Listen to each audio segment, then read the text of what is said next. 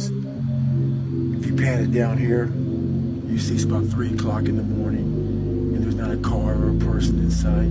If you pan over here, it's the same thing. Not a car or a person in sight. People want to know where I find my strength at, where I get my strength. I get it from a lot of places, but right now, this morning, I'm getting it from, there's not a motherfucker that's up. There's not a car, there's not a person. Everybody's in their bed, sleep, dreading that it's a Monday, hate it's a Monday. And I'm loving it. I'm loving it. Where everybody's getting weaker, I'm getting stronger. It's not about the running, the swimming, the push-ups, the sit-ups.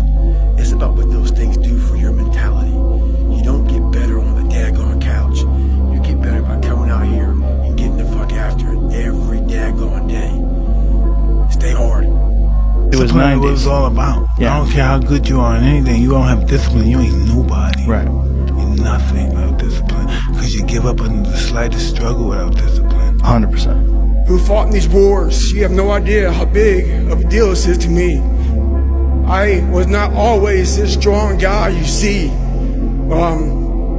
I went through a lot of hard times in my life to get here today. Suffering before your mind starts saying we need self-talk. So what I tell myself is I go back to the months and years of preparation to get to that day. And I'm telling myself, the 3:30 in the morning, and I'm looking at my shoes, and I want to go out there and run 30 miles. I have to, in that second, in that moment of this self-talk, my mind saying, you gotta find more, you gotta find more. I once again calm down, go back into my mind, in my cookie jar I call it, and I have to reflect back on the shit I did to get here. And that becomes my self-talk. Self-talk does not work unless it is real. Most of us lie to ourselves in the self-talk. It doesn't work. It has to be real. It has to be something that you've done to make it really work. Be the guy who embraces the ugly, the miserable. Be the guy who embraces hard work, the grind. Don't be afraid of being hurt. Don't be afraid of sacrificing some blood. Every morning, every day of our lives, we have choices to make.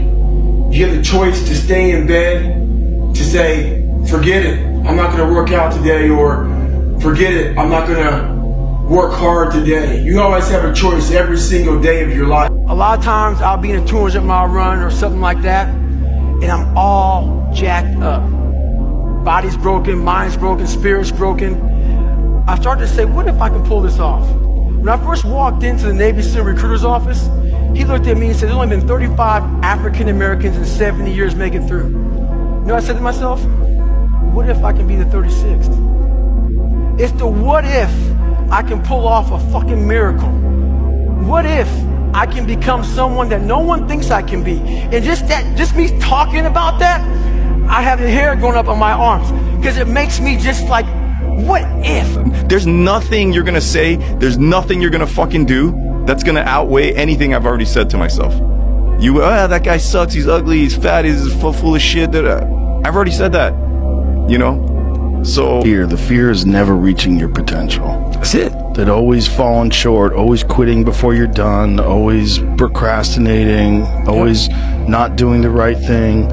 And then one day you're an old man. Yep. And you look back and go, God, I could have been great. Yep. I could have been great.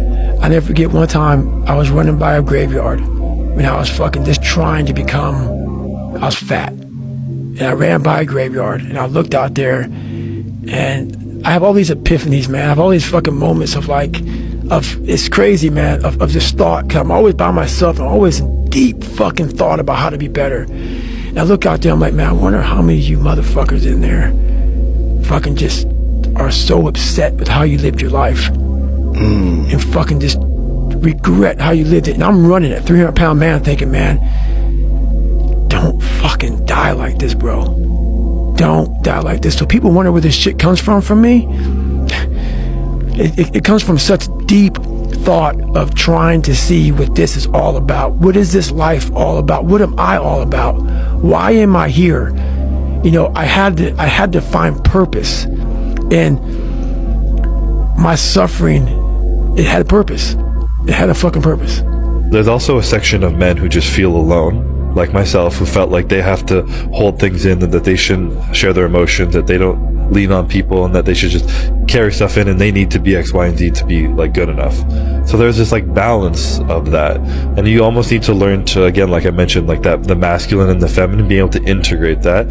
I feel like a real man is confident and comfortable enough to embrace the feminine energy he has in him. If he's emotional, let it out, but also have that masculine side of it, be like, I'm going to be emotional right now, but I'm still going to go and fuck shit up right now, you know? I'm still going to take charge of what I want with my life. I'm going to work fucking hard and be disciplined, but I'm going to accept that sometimes I'm going to break down, and it's going to be, I'm not saying that women break down, but there's more emotion over there, and allow it to feel it and to ask for help and to lean on people and be able to balance those two, and that like yin and yang. I think that's what's missing personally. Right? Like you can be going as fast as possible in the wrong direction, and it actually takes you further away from the destination.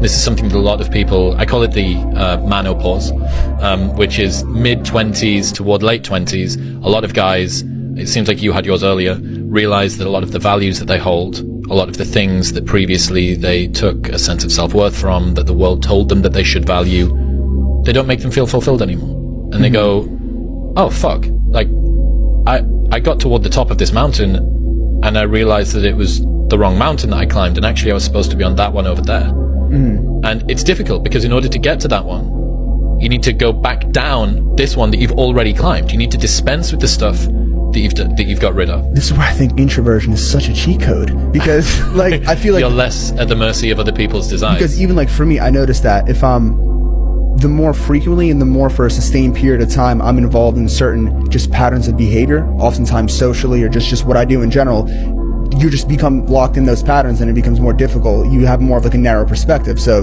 you know, the brain's malleable, it just gets programmed in that way and you're just kind of operating that way. So for me, a lot of like the best insights that I've gotten are like times when I like completely just like fully detached and just enter this weird like meditative just like flow state of just being just alone. What I've learned is that most of the sabotage in your life is self-induced. Hear me out, okay? Most of the sabotage that is self-induced in life is because you do not have the self-regulation to do that which you know you need to do. So you need to be able to ask yourself, right? You know you need to go to the gym. You know you need to start this business. You know you need to read this book, but you don't do it. Why? Why don't you do it? Not, oh, I didn't do it today. No, why didn't you do it? Why did you cave to the nonsensical bullshit and the perspective that you're above the grind, you're above the work, you're above the consistency? Because these are the things that are holding you back. We understand that consistency compounds. I've said this once and I'll say it again. But why is it that you know what to do, but you don't do it? Don't just say, oh, because I'm lazy. No, that's not good enough. Right? No, it's not that you're lazy. Something else is wrong. You need to be able to identify these things. And once you identify these things, you're able to tackle them effectively. It's because I fought for it. Because no one gave it to me. Because it was just me alone in the gym, me alone in the mirror, me alone in my head. No one did it for me. I worked for it, and I'm never going to let someone else take that from me. It's because, like, what bothers you about yourself? I just wish I just felt more comfortable in my own skin a lot of times, you know, because I feel like I would be able to be more effective as a person if I could just like kind of not toil in some of my own small self-worth issues or like lack of confidence at times. You know, I wish I could trust my instincts, and I wish my instincts were like better calibrated so that I knew when if I was doing like okay and good stuff, then my insides like told me you're being okay, you don't have to worry, you know?